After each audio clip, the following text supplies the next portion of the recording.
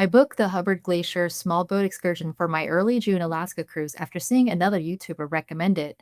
I thought I knew what to expect, a closer view of the glacier and maybe a few icebergs. I was wrong. There was so much more than just getting closer to a glacier. We experienced Alaska in ways you simply cannot from the cruise ship. In this video, I'll show you what the excursion is really like, the things that surprised me the most, practical tips to help you get the most out of the experience, including what to wear for an early June excursion, and whether I think this was worth the cost. Number one, the amount of ice we traveled through was unexpected. When I booked this excursion, I expected the highlight to be getting closer to Hubbard Glacier. What I did not expect was how much ice we would travel through to get there. We did this excursion on June 7th, and because it was early in the season, there was a lot of ice floating in the water. Instead of just passing by a few pieces of ice, we spent a significant amount of time surrounded by it. We got to see large pieces of ice floating by the boat and icebergs as we made our way toward the glacier.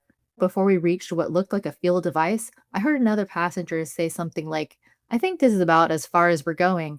It looked like we had reached a point where the ice might stop us, but the captain was able to skillfully maneuver through the water, and we kept getting closer and closer toward Hubbard Glacier. Number two, seeing icebergs so close was one of the highlights. I expected we might see some icebergs during this excursion. What surprised me was how close we were able to get to them. From the cruise ship, you can certainly see icebergs, but being on a smaller boat gives you a completely different perspective.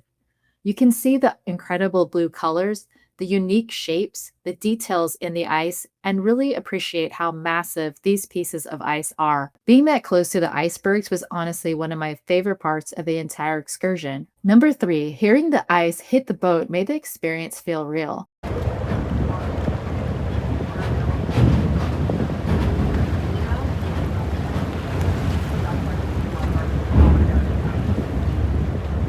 Another thing I didn't expect was how much the sounds would add to the experience.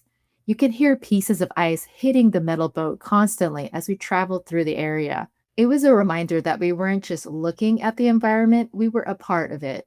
The boat is designed for these conditions, so there was never a feeling that we were unsafe. But hearing the sounds made the experience feel much more like a true Alaska adventure. It was a truly immersive experience rather than being back on the ship. On the way back, the captain mentioned that because of the ice conditions, he needed to travel more slowly. Let's take a quick moment now to experience the sound and the views of the ice.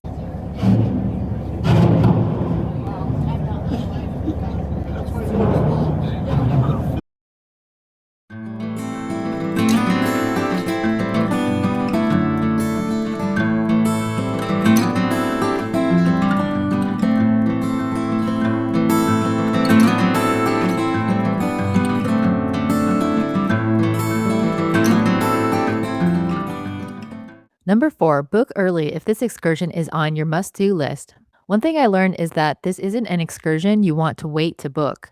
On our Norwegian Jade sailing, there were about 2,000 passengers, but only two small boats took people out for this excursion, with about 150 passengers on each boat.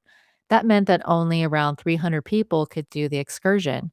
Of course, exact numbers may vary depending on the cruise line and sailing, but the point is that capacity is limited. If this excursion is high on your Alaska bucket list, I recommend booking it as early as you can through your cruise line so you don't miss out. Number five, taking photos and videos of our cruise ship was an unexpected highlight. One thing I never expected was just how much I would enjoy taking videos and photos of our own cruise ship from the small boat. Seeing the cruise ship surrounded by Alaska's snow-capped mountains was truly an enjoyable experience. This is a great opportunity to capture video and photos of your cruise ship in the water. It was fun to see the ship get smaller and smaller as our journey continued, and it was pretty amazing to capture ice in the foreground of these shots. Number six, seeing Turner Glacier was an unexpected surprise. Another surprise was seeing Turner Glacier. Before this excursion, I had never heard of Turner Glacier, so I wasn't expecting to see another glacier during this experience. It was an unexpected bonus and another example of how much there is to see in the area. Number seven, the ice edge was an unexpected natural phenomenon. One of the most fascinating and unexpected moments of this excursion was seeing such a clear transition between open water and the area filled with floating ice. It almost looked like there was a line drawn between the open water and the ice. Seeing the line of ice making a boundary against the open ocean water was truly something unexpected and interesting to see. Number 8, you can actually hold a piece of the glacier. One of the most memorable surprises of this excursion was being able to hold a piece of glacier ice. There was something incredible about holding a piece of this ancient landscape in my hands, ice that had been forming, moving, and traveling through the glacier for hundreds of years. Hubbard Glacier is so massive that it takes about 400 years for ice to travel the length of the glacier. That means that some of the ice near the glacier's terminus has been part of this glacier for centuries. You are literally holding a piece of Alaska's history. Being able to hold a piece of the glacier is truly something you cannot experience from the deck of the ship. 9. Where to stand on the boat for the best views. The small boat had several different viewing areas, and I definitely recommend moving around throughout the excursion. The top level was great when we were leaving because it gave us an excellent view of our cruise ship. However, when we were closer to the glacier, I actually preferred the level near the captain. There were forward-facing viewing areas on both sides, and because people moved around, I was almost always able to find a great spot. The back of the boat also had great views. The top of the ship does have great views, but it's not great for looking forward because there are some antennas or attachments that do get in the way of your view. However, depending on if you're traveling to the glacier or back, it could be the perfect spot for taking photos and videos and enjoying the view. My biggest tip is don't stay in one location the entire time. Some travelers did stay inside the entire time of the excursion, which is an option, but I do think that limits your views to a certain extent. The best views are outside. Chapter 10, What to Wear for an Early June Hubbard Glacier Excursion. If you're doing this excursion in early June, be prepared that it is very cold. The temperatures we experienced during our Hubbard Glacier excursion were the coldest of our entire cruise and land tour. We went on June 7th, and even though the weather was good, being out on the water near a glacier feels very different than standing on the cruise ship. The wind and cold coming off the ice make a big difference. What I wore: jeans, water-resistant pants over jeans, long sleeve shirt, a sweater, waterproof shoes, wool socks. I recommend wearing all the layers of a 3-in-1 jacket, including the inner layer and the outer shell. Gloves are absolutely essential. Every time I removed my gloves to film, my hands became very uncomfortable very quickly. I also recommend bringing a battery bank because this is a 2-hour excursion and you will probably take more photos and videos than you expect. If you're planning an Alaska cruise and want help figuring out what to pack, I created my Alaska Cruise Insider Guide.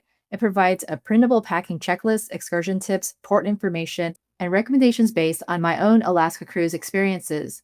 I'll leave a link below if you want to check it out. One practical thing to know is that this is a cruise line excursion. You cannot book this specific small boat experience independently. I took this excursion through the Norwegian Jade, and they did rate this as a high activity excursion. I was a bit confused about that because getting from the cruise ship onto the small boat was very easy. The walkway was wide and not especially steep. Of course, every cruise ship is different, and getting on the small boat might be more difficult based on your ship. Is the Hubbard Glacier small boat excursion worth the cost? For me, the ticket price of this excursion was $249. For me, the excursion was absolutely worth the cost. I would rate this a 10 out of 10 Alaska cruise activity. If your goal is to see Hubbard Glacier, you can get a beautiful view from your cruise ship, but what you are really paying for is the experience. Traveling through the ice, getting close to icebergs, hearing the ice around you, seeing mountains from a smaller boat, and feeling completely immersed in Alaska. I would absolutely do this excursion again. It wasn't just about seeing a glacier, it was about experiencing Alaska in a way you simply cannot do from the cruise ship. If you found this video valuable, please give it a like, comment down below, and share it with a friend. Subscribe to the channel for more Alaska cruise planning videos. If you'd like to continue planning your Alaska excursion, YouTube thinks you'll like to watch this video here. Happy Alaskan travels!